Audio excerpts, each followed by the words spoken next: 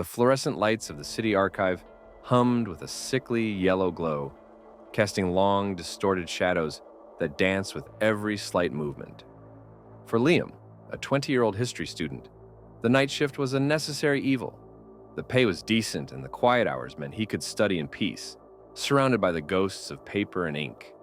He was on his third consecutive night, nestled in the vast, silent basement, sorting through old municipal records that smelled of dust, mothballs, and time.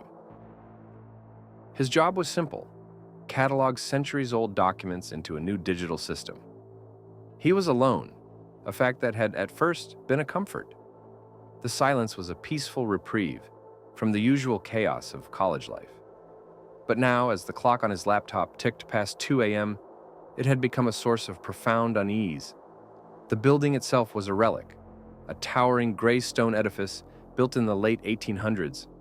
Its foundations were supposedly laid on what was once the city's first cemetery. A chilling thought, but one Liam had dismissed as an urban legend told by the old-timer, Mr. Abernathy, who had a glint in his eye when he'd say, "They never truly left, you know. They just moved down here with the rest of the records." Liam had laughed it off then, but the memory now settled in the pit of his stomach. It was the whispers that started it. Faint, like a radio playing from another room, just below the threshold of audibility. He'd pause his music, convinced he was imagining things. But the whispers would fade, only to return minutes later, more insistent. They were not just sibilant sounds, they were hushed, pleading tones, like faint, breathy prayers that he could almost make out. A word would surface, help, or lost, before it dissolved into a cacophony of blurred, unintelligible sounds, like dry leaves rustling across a stone floor. He tried to tell himself it was the old air conditioning system groaning, or a draft whistling through a broken window. But he knew, deep down, that the sounds had a desperate, human quality. He was working on a ledger from the year 1888, a book bound in what felt like dried, wrinkled skin, its pages filled with elegant, sloping script. It detailed the grim records of a local orphanage. He was copying the names, their ages scrawled beside them, when he felt a cold draft on the back of his neck. It was a sensation so sharp and distinct, it made him shiver despite the room's stagnant, heavy air. He instinctively glanced at the CCTV monitor on his desk. The grainy black and white feed showed the vast, empty corridors of the basement. But for a fleeting second, he thought he saw a figure at the end of the aisle he was in. A pale, slender form, standing stock still, its head tilted slightly as if listening. He blinked, and it was gone. He convinced himself it was just a smudge on the old monitor's screen, but his hand trembled as he returned to the keyboard. Then came the sounds. A soft scratching like fingernails dragging across a blackboard, emanating from the shelves behind him. It was a rhythmic, deliberate sound, not random. Scourge. Scourge. Scourge. He spun around, shining the small flashlight on his phone into the dark abyss of the shelves. Nothing. The sound stopped the moment he turned, only to resume as soon as he returned to his work, this time with a frantic, hurried pace, as if whatever was making the noise was growing impatient. He could almost discern a pattern. A long scratch, then 3 short ones. Scritch, scritch, scritch. It was trying to write something. Frustration mixed with a crippling fear. He slammed the orphanage ledger shut, the loud thud echoing through the cavernous space, and finally providing a moment of blessed silence. He sat perfectly still, holding his breath, listening for any sign of movement. The silence stretched on, long enough for him to convince himself he had been overreacting. He reached for the ledger again, his hand hovering over the worn cover. That's when he heard the music, a faint, tinny melody, like a child's music box. It was coming from the floor above, from the restricted access section, an area filled with documents so old they were considered too fragile to be handled without supervision. No one was allowed up there, especially not at night. The music, a lullaby, was eerily sweet and familiar, a haunting tune his mother used to sing. It was a stark contrast to the morbid silence of the basement, and it felt like a deliberate beckoning. He decided to investigate, grabbing the heavy-duty flashlight from the guard's station. He told himself it was just a prank by a fellow student or an electrical short, but the rationalizations felt thin and flimsy. He ascended the creaking stairs, each wooden step groaning under his weight, as if in protest. The air grew colder with each step, the temperature dropping to an unnatural chill that prickled his skin. The lullaby grew louder, more distinct. It wasn't a music box. It was a child's voice, singing the melody high and clear, each word a soft, haunting whisper. "Hush now, little baby. Don't you cry." The melody was perfect, too perfect, lacking any of the breathy imperfections of a real human. He reached the top of the stairs and found the door to the restricted section slightly ajar. Pushing it open, the singing stopped abruptly, replaced by a suffocating silence. His flashlight beam swept across the room, illuminating rows upon rows of shelves filled with leather-bound books and scrolls. In the center of the room, standing beside a small antique table, was a girl. She couldn't have been older than 10, with impossibly pale skin, long dark hair that cascaded over a thin white dress that seemed to glow in the darkness. She was holding a small porcelain doll, its head lolling to the side, its painted eyes staring blankly at him. "Who are you?" Liam stammered, his voice cracking and thin in the oppressive silence. She didn't answer. She slowly raised her arm, pointing a skeletal twig-like finger at the table in front of her.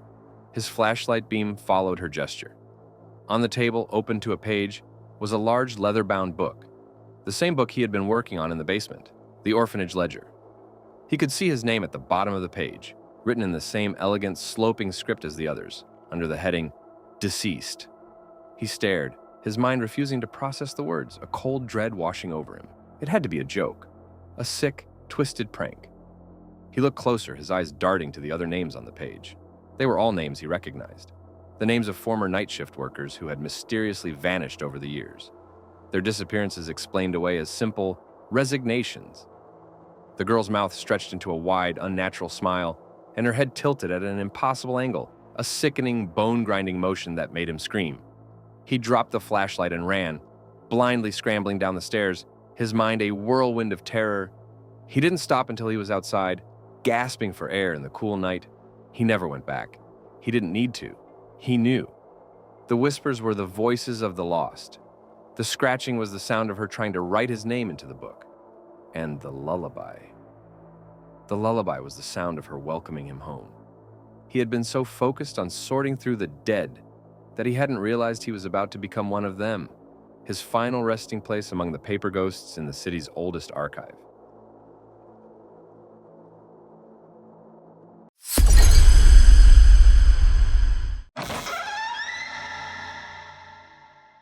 The grease in the air at the Corner Bistro had a history.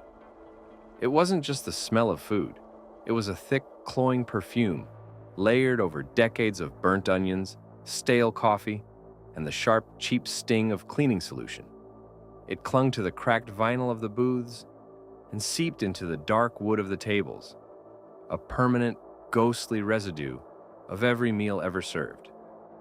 For Leo, a college student desperate for cash, it was the smell of his new night shift job. Mr. Henderson, the owner, a man whose face seemed permanently etched with the weariness of the place, had only 2 rules: have the floors mopped and the tables wiped by sunrise, and don't touch the old radio on the shelf behind the counter. "Thing hasn't worked in 30 years, he'd grunted during Leo's brief interview, his eyes lingering on the Bakelite box for a moment too long. "More trouble than it's worth, just leave it be." Leo's first few nights were a blur of solitary, monotonous work. He'd put in his earbuds, blast a podcast about true crime to ironically distract himself from the groaning solitude, and scrub away the sins of the day's customers.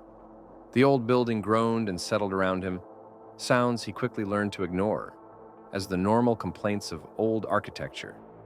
It was on his 5th night, a Tuesday so quiet the city outside seemed to have died, that the routine began to unravel.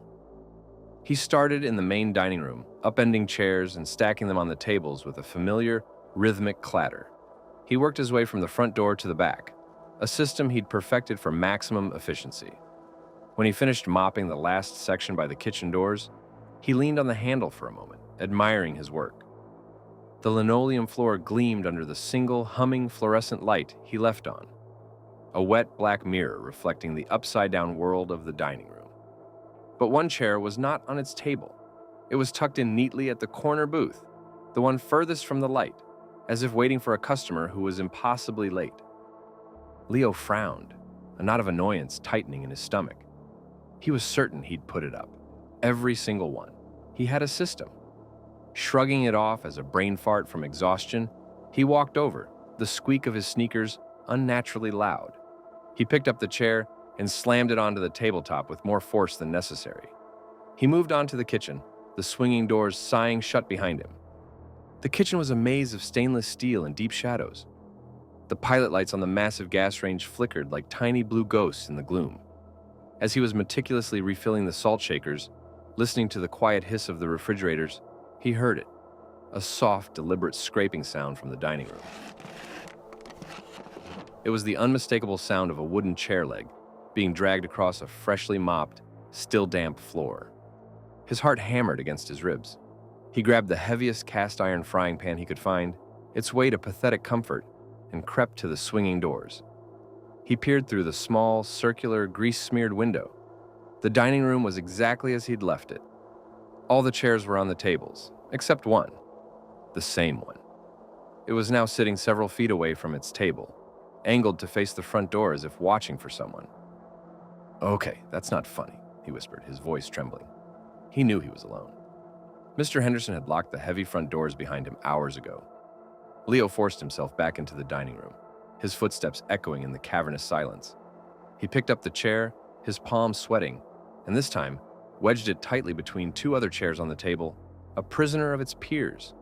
As his fingers gripped the wood, he felt an unnatural coldness seep from it, a chill that had nothing to do with the night air. He retreated to the relative safety of the kitchen, the frying pan still clutched in his hand. He tried to rationalize it. The floor was wet, maybe it slid. It was an old, uneven building. But he knew. He knew that sound hadn't been a slide. It had been a drag. That's when the radio. A burst of static, loud and violent, crackled from the dining room, making him jump. It was followed by the faint, tinny sound of a 1950s big band tune. The cheerful brass and crooning vocals felt obscene in the dead quiet. Leo froze, his blood turning to ice. Thing hasn't worked in 30 years. He peeked through the window again. The dial on the old Bakelite radio was glowing a faint, sickly yellow, illuminating the dust motes dancing in the air around it. He couldn't stay in the kitchen. He had to turn it off. Walking felt like wading through cement. The air itself seemed to resist him, thick and heavy. Each step was a monumental effort. As he reached the counter, the music began to warp. The singer's voice slowed to a demonic, guttural drawl, the notes bending and groaning as if the music itself was in agony, before the radio clicked off as suddenly as it had started. The silence that rushed back in was heavier, more menacing than before. It felt expectant. He felt a presence now, a distinct and malicious awareness. It was the feeling of being watched by someone who wished him harm. A flicker of movement in his periphery made him spin around, the pan held high. Nothing. Just the distorted reflection of his own terrified face in the dark front window. He decided to finish his work as fast as possible and get out.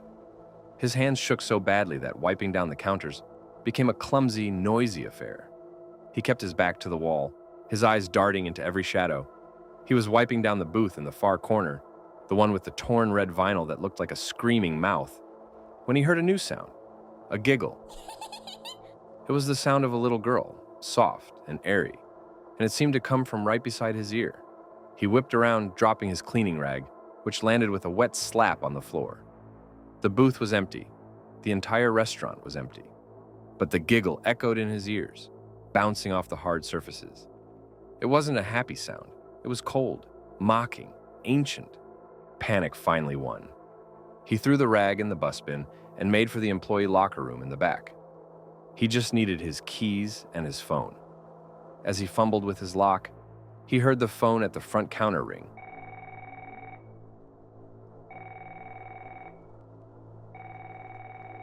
A shrill, piercing sound that cut through the silence like a blade. 1 ring, 2, 3. On the fourth, it stopped. A moment later, he heard the faint, tinny sound of the receiver being lifted from its cradle, followed by a soft, static whisper he couldn't quite make out. He finally got his locker open, grabbed his jacket and keys, and practically ran for the back door.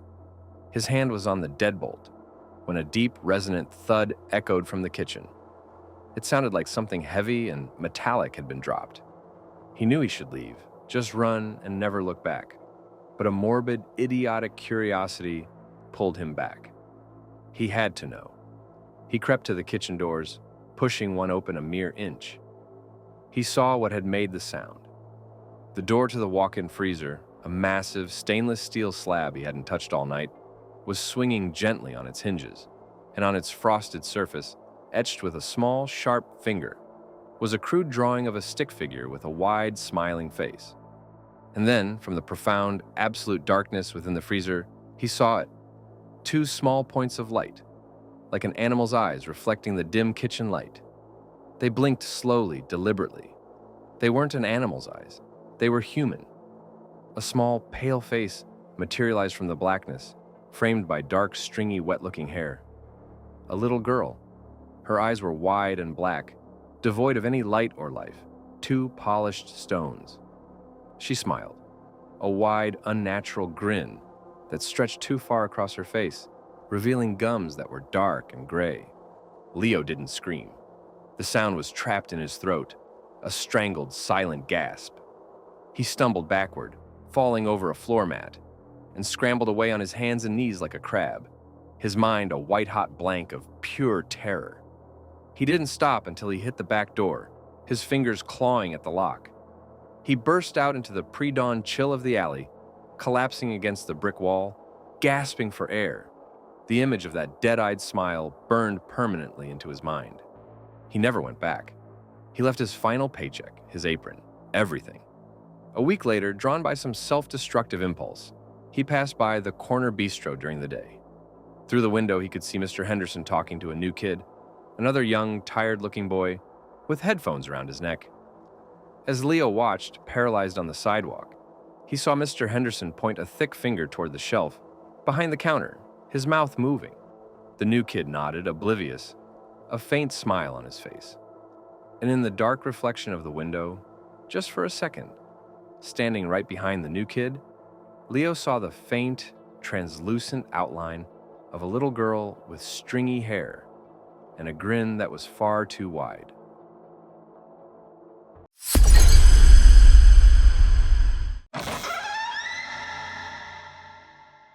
The 23rd floor of the serrated corp building was a sterile world of glass and steel, and after 10 p.m. it was Sophie's private purgatory. Her job was simple: data entry, a mind-numbing task of transferring figures from one digital box to another, a digital ghost in a corporate machine. During the day, the office hummed with the energy of 100 keyboards and 1,000 quiet conversations, a vibrant ecosystem of ambition and deadlines. At night, it was a tomb. The silence was so profound it had weight, a physical pressure that seemed to emanate from the vast, dark windows. Those windows, which offered a stunning panorama of the glittering Manila skyline by day, became unsettling black mirrors at night, reflecting a distorted, elongated version of the office back at her, with her own lonely face floating in the center of it all. The only sounds were the soft click of her own keys, the whisper of the industrial-grade air conditioning, and the frantic private thumping of her own heart. It started with little things, the kind of subtle oddities you dismiss as products of an overtired mind. A file she was certain she'd left on her desk, weighted down with a novelty paperweight shaped like a bull, would appear back in its drawer, perfectly aligned. The low, constant hum of the server room, the building's mechanical heartbeat, would suddenly cut out, plunging the floor into an even deeper, more absolute silence, only to resume a few moments later with a jarring click that made her jump every time. One night, the distinct, cloying scent of old-fashioned bay rum cologne hung heavy in the air near the executive washroom, a scent completely out of place in the modern, scent-free environment. Sophie blamed fatigue, faulty wiring, and the building's old temperamental systems. She was, after all, a creature of logic and spreadsheets, and there was a rational explanation for everything. She'd even mentioned the flickering lights to the night guard, a kind older man named Alan, during one of his rounds. He'd just given her a strange, pitying look. "That floor has a history, ma'am," he'd said, his voice low as he adjusted his belt. "Lots of pressure up here. The big bosses. Sometimes they don't leave." He'd tapped the side of his head and walked away, leaving Sophie with a fresh layer of unease. The first time she saw him, it was just a flicker in her peripheral vision, a trick of the fluorescent lights on the polished floor. A tall, broad-shouldered man in a crisp, dark suit standing by the water cooler. The silhouette was so sharp, so defined, that she looked up from her screen, a tired greeting for a fellow late worker, already on her lips. But the space was empty. The polished floor reflected only the sterile overhead lights in wavering lines. She shook her head, rubbing the grit from her eyes. Too much caffeine, she chided herself, the scent of bay rum faintly returning before vanishing completely. A week later, the elevator chimed its cheerful, incongruous arrival. Its polished steel doors slid open to an empty car. Sophie watched, her fingers frozen over her keyboard, as the doors hung open for a full, unnerving minute before sliding shut again. The floor indicator above the doors didn't light up. No one had called it. A cold knot of genuine unease tightened in her stomach. The silence that followed was different, heavier. It felt charged, like the silence of something holding its breath, waiting. That's when she saw him again. He was standing at the far end of the office, near the glass-walled corner suite belonging to the CEO, his back to her. The same immaculate dark suit. He was perfectly still, a statue carved from shadow and stillness. Sophie's heart began to hammer a frantic, uneven rhythm against her ribs. She told herself it was just Alan, that he'd come up without her noticing. "Hello?" she called out, her voice a thin, reedy thing that the oppressive silence seemed to swallow instantly. "Security? Alan, is that you?" The figure didn't move. It didn't even seem to breathe. Slowly, cautiously, Sophie pushed her chair back, the casters screaming in the quiet. She stood up, her legs feeling unsteady. The air grew cold, a damp, cellar-like chill that clung to her skin and made the fine hairs on her arms stand on end. She took a step forward, then another, her sneakers squeaking softly on the linoleum, each sound an explosion in the stillness. Her mind raced, searching for an explanation. A mannequin left by a cleaning crew? A bizarre prank? "Sir, the floor's closed. You're not supposed to be up here." As she got closer, the details of his form became sharper, clearer. The fine tailoring of his expensive suit, the confident, powerful set of his shoulders. She could see the faint pinstripe in the dark wool, the glint of a gold cufflink. But something was profoundly, impossibly wrong. The crisp white collar of his shirt was visible, stark against the dark suit. But above it, there was nothing. Just a clean, dark, impossible space where a head and neck should be. It didn't look severed or gory. It was a perfect, seamless void. A strangled gasp, half sob, half scream escaped her lips. She froze, her mind refusing to process what her eyes were seeing, trying to find a logical explanation where none existed. It wasn't a trick of the light. It wasn't a shadow. It was a man, perfectly formed, standing with an unnerving stillness, and he had no head. Panic, cold and sharp as a shard of ice, seized her. She stumbled backward, her hand flying to her mouth to stifle a scream that was clawing its way up her throat. The figure remained motionless for a moment longer, then it turned. The movement was fluid, unnaturally smooth, like a film being played in reverse. It turned to face her, its empty collar a gaping black hole of wrongness, a void that seemed to pull at the light in the room. Sophie didn't wait to see more. Primal terror took over. She spun around and ran. She fled past the silent cubicles and darkened screens, her breath coming in ragged, painful sobs. She didn't dare look back, convinced she would feel cold fingers on her neck. She jabbed the elevator button again and again, her fingers slipping on the cool metal, praying, pleading for it to arrive. The eventual chime felt like a death knell. As the doors slid open, she risked a single, fleeting glance over her shoulder. The headless man was now in the middle of the office, halfway to her. He hadn't been walking. There had been no sound of footsteps. He was just there, closer. He lifted an arm, not in a threatening gesture, but in a slow, deliberate motion, as if to straighten a tie that wasn't there, a final, chillingly mundane act. She threw herself into the elevator and hammered the button for the ground floor with the heel of her hand. The door seemed to close in agonizing slow motion. Through the shrinking gap, she saw him. He hadn't moved again, just stood there, a silent, headless sentinel in the empty office. A silent judgment in a suit. The next day, Sophie quit her job. She sent a one-line email, gave no reason, just packed her few personal belongings in a cardboard box and walked out, ignoring the confused questions from her manager. She never told anyone what she saw. How could she? How could you explain that you were haunted by an absence, by a perfectly tailored suit with nothing above the collar? Weeks later, unable to shake the image, she found herself scrolling through old news articles about Serrated Corp. She found it, a small piece from a decade ago. A high-flying executive had taken his own life in his office on the 23rd floor after a massive scandal. He had been known for his impeccable suits and his signature bay rum cologne. The article didn't mention how he died, but Sophie knew. She knew with a certainty that chilled her to the bone. Sometimes, late at night in her new apartment, when the city outside is quiet, she feels it again.